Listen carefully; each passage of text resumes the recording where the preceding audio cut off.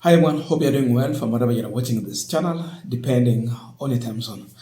Now, right now, people are waiting to receive the body of the late Prime Minister Raila Odinga in Kisumu, where there will be public viewing as the body will be lying there in the state at the stadium.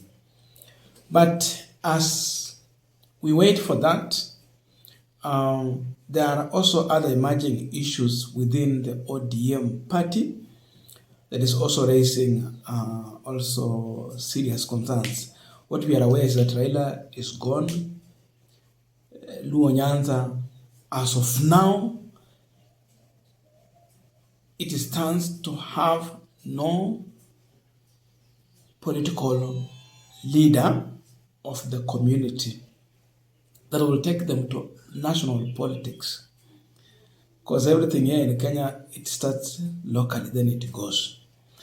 The only person who was able to break that ceiling completely, to have that face of Kenya, is Raila Odinga. Because Raila was largely accepted in Nyanza, Western, Coast region, even part of Rift Valley. You go to Mount Kenya, Nairobi was even his home. So everywhere. Getting such another leader is not that easy. So, with the Nyanza situation, there are also other rising concerns that I've seen Babu Owino sharing, revealing that there is a plan from certain individuals to harm him at this time when they are mourning Raila Odinga. And this is what he shared on his Facebook page. There are plans to attack me on or before the day of Baba's burial. I am aware of the culprits behind the scheme. It is my prayer that we give Baba the befitting send-off that he deserves, devoid of unwarranted violence. So he's sharing that there is a plan to attack him. Robert Alai responded to this. And before we look at Robert Alai's response, one will be asking why attack Babu Owino at such a time when the country is mourning a leader. Now, at one point, Babu Owino, while in a studio interview, he said, after Raila Odinga, it is Babu Owino. Raila Odinga is no more. The question after we are going to bury Raila Odinga will be, who is the next kingpin of Nyanza region to take them to the national table? Could this be one of the reasons why Babu Owino has been targeted for an attack? Ni baada ya baba ni babu na tunasema huyu ni babu wa baba. Unanielewa vizuri? Ya pili, kwa nini nasema hivyo? Tunasema hivyo kwa sababu ni babu, kwa sababu kama kuna tabu ana jawabu la ajabu kwa adabu. Babu kwa sababu. Bila babu tabu. Robert Alai, who is an MCA, responded to Babu Owino, and he disagrees with him. This is what he said in reaction to that. This is how, without any ideological grounding, and since he has only empty slogans, this is how he incites fools to believe in him. According to Robert Alai, Babu Owino is inciting, he has said fools, but actually, largely, Nyanza region. I don't know if he's referring to my brothers and sisters from Nyanza in that manner, but he's referring to the Nyanza people who believe in Raila Odinga and now love Babu Owino. That's how he's convincing the public to believe in him, but he's a man of empty slogans.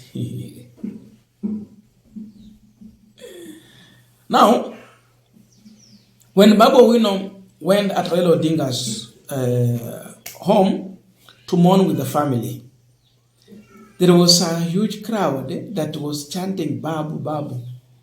And he was uncomfortable with that because he believed it is time to mourn.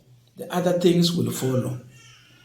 Besides that, we know there has been an event at Parliament where Raila Odinga's body was laid in state for public viewing. Then Kasarani Stadium also again, and Babu Owino has been cheered all throughout.